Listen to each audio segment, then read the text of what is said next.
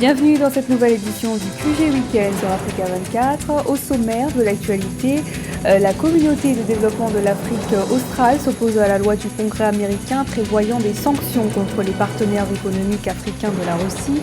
Les pays membres évoquent un principe de non-alignement non négociable. Création d'un guichet numérique de l'investissement par l'Agence nationale de promotion des investissements du Gabon, un guichet qui offre des procédures dématérialisées afin de favoriser la création d'entreprises gabonaises.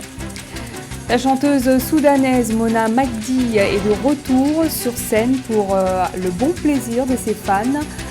Diagnostiquée d'un cancer du sein au stade avancé, la jeune femme demeure combative face à son état de santé. Mais d'abord, ouverture ce samedi 20 août du dialogue national inclusif au Tchad entre la junte au pouvoir et l'opposition civile armée. Un dialogue qui a été plusieurs fois reporté et qui fait suite à la promesse du chef de la junte Mahamad Idriss Déby Itno de mettre en place des élections libres et démocratiques après une transition de 18 mois renouvelable une fois, une promesse qui avait été faite lors de son arrivée au pouvoir le 20 avril 2021. La durée du dialogue est fixée de 21 à 30 jours maximum. Notons que plusieurs chefs rebelles sont arrivés à N'Djamena ces derniers jours pour y prendre part. Dans l'actualité politique, des sanctions contraires aux droits des peuples à disposer d'eux-mêmes. C'est le retour qui a été fait par la SADC, la communauté de développement de l'Afrique australe, au sujet de la loi du Congrès américain qui prévoit des sanctions contre certains. Les États membres dénoncent un véritable recul historique. Nathalie Mou pour plus de détails. La communauté de développement de l'Afrique australe SADC s'est opposée à la loi du Congrès américain prévoyant des sanctions contre les pays qui maintiennent leurs échanges commerciaux avec la Russie. Le 17 août 2022, lors du sommet des chefs d'État et de gouvernement, le bloc régional a reproché au Congrès américain de vouloir exercer des pressions sur ses pays membres. Le Mozambique, particulièrement visé, affiche un volume annuel de transactions économiques avec la Russie estimé à plus de 100 millions de dollars. What is happening in Europe should not divide Africa. We should not be superintended by foreign powers. We should be solid and remain ourselves and uphold the founding principles of our founding fathers of the region. Interrogés sur leur position vis-à-vis des sanctions contre la Russie impliquée dans une guerre contre l'Ukraine, les pays de la SADC ont invoqué le principe de non-alignement non négociable. Pour eux, les sanctions contre les pays qui coopèrent avec la Russie représentent un véritable recul historique. La communauté de développement de l'Afrique australe importe environ 80% de ses engrais de Russie. We should address the issue of food security in our region, and that in fact most of our member states have the requisite agricultural means to focus on production of agriculture.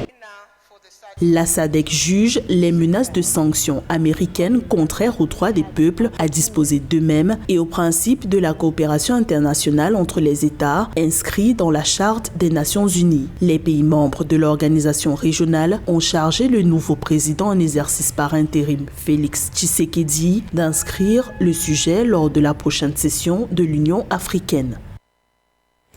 10 morts en Somalie à la suite d'un attentat survenu dans la soirée de ce vendredi 19 août. La police a indiqué que les assaillants ont d'abord déclenché des explosifs à l'intérieur de l'hôtel Hayat, situé au centre de Mogadiscio. Ils ont ensuite pénétré l'établissement et ouvert le feu. Le responsable de la sécurité somalienne, Mohamed Abdikadir, a annoncé ce samedi 20 août que l'attentat a tué 10 civils. L'hôtel est réputé pour être fréquenté par des employés du gouvernement. D'après des sources locales, l'attentat aurait été revendiqué par le groupe Al-Shabaab, lié à Al-Qaïda. En Côte d'Ivoire, mutation progressive du mouvement des générations capables dirigé par Simone Gbagbo. Le mouvement qui a été créé en septembre 2021 tend vers une nouvelle dimension politique afin de lutter contre les discriminations. La loyauté, l'intégrité ou encore l'incorruptibilité sont également des valeurs défendues par le nouveau parti politique. Et pour fêter la nouvelle, l'ex-première dame et l'ex-épouse de Laurent Gbagbo a invité ce samedi 20 août plusieurs partis politiques de l'opposition, notamment le Front populaire ivoirien dont Simone Gbagbo est l'une des fondatrices, une mutation qui, selon certains observateurs, marque la rupture définitive avec le FPI. Dans l'actualité économique, création d'un guichet numérique de l'investissement au Gabon, l'Agence nationale de promotion des investissements a mis en place ce guichet afin d'impulser la création d'entreprises privées gabonaises et de digitaliser les procédures de création d'entreprises. Plus de précisions avec Joël Ballot. La situation économique du Gabon est essentiellement tributaire de l'investissement du secteur privé, comme l'indique Ghislain Mwanzamboma, directeur général de l'Agence nationale de promotion des investissements. Dans sa politique d'appui à l'entrepreneuriat, l'ANPI Gabon a permis de faciliter la formalisation des entreprises à travers le guichet numérique de l'investissement. Entre juin 2020 et juin 2021, près de 10 000 entreprises privées voient le jour grâce à la digitalisation des procédures. Le Gabon a déployé depuis juin 2020 la digitalisation, c'est-à-dire le processus de création d'entreprises en ligne, ce qui n'était pas le cas. C'est le premier pays en Afrique centrale à avoir atteint cet objectif. Et donc aujourd'hui, il n'est plus question d'arriver à l'Agence nationale de promotion des investissements si on veut formaliser son entreprise. De là où on est, on peut directement formaliser son entreprise de bout en bout sur l'ensemble du processus. Selon les données de l'Agence nationale de promotion des investissements, 60% des entreprises créées ont pour titulaires des Gabonais. L'effectivité du guichet numérique de l'investissement a non seulement relevé l'appui à l'entrepreneuriat, réduit les délais de création des entreprises, le contact physique entre les usagers et la corruption. Habituellement, nous étions sur des moyennes à peu près de 7 000 entreprises par an. Sur l'année période 2020, juin 2020, juin 2021, nous étions à peu de 10 000 entreprises créées. Dans cette répartition, plus de 30%, c'est essentiellement les femmes. Donc on voit bien comment les femmes s'impliquent de plus en plus dans l'initiative privée. Et le reste, la majorité des entreprises créées, c'est essentiellement les jeunes.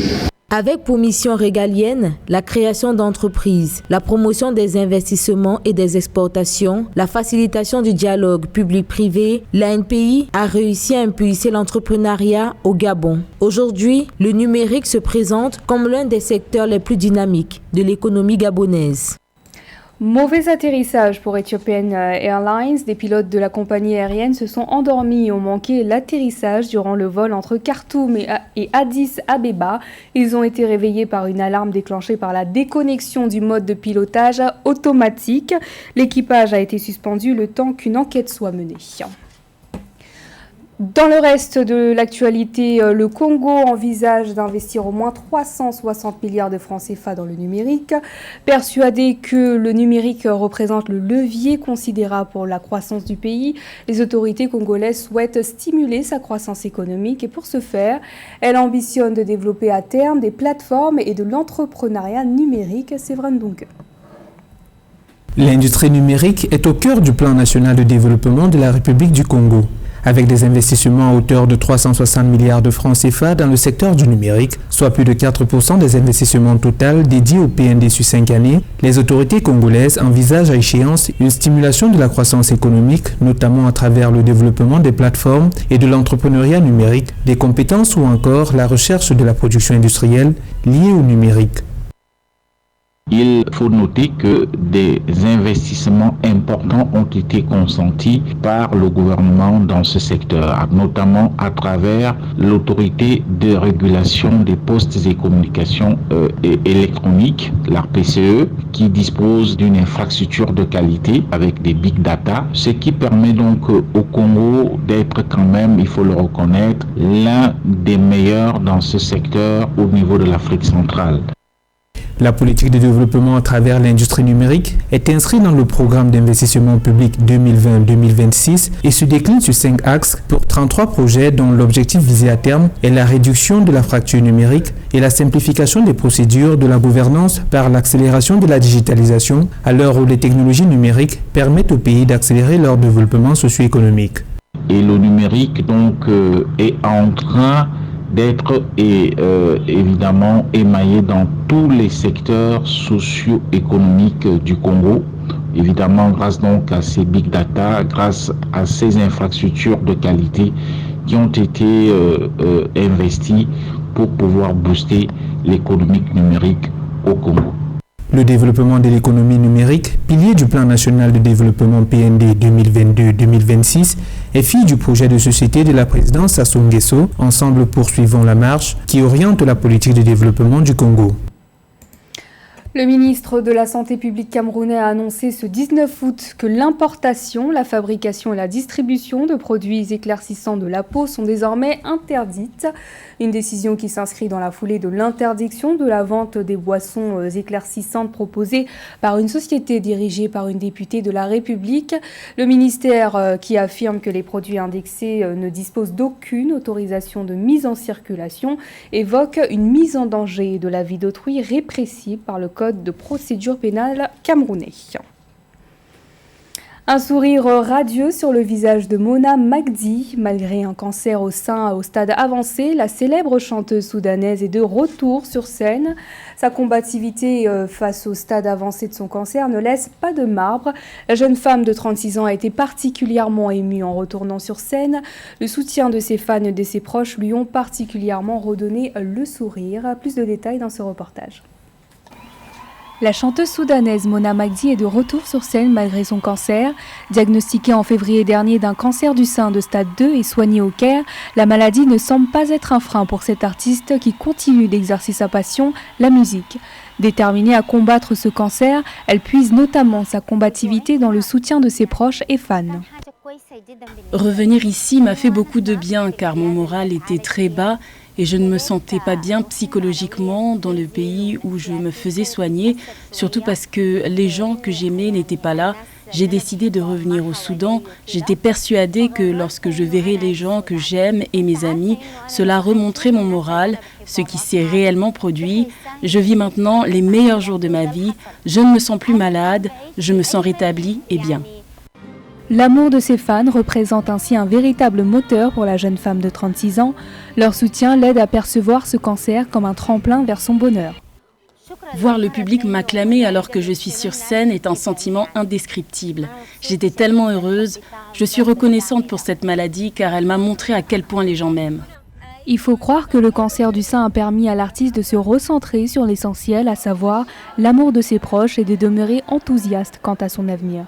La jeune femme est activement impliquée dans la visite d'enfants atteints de cancer. C'est la fin de ce journal. Merci de votre fidélité. Dans un instant, retrouvez une nouvelle édition de l'actualité sur Africa 24.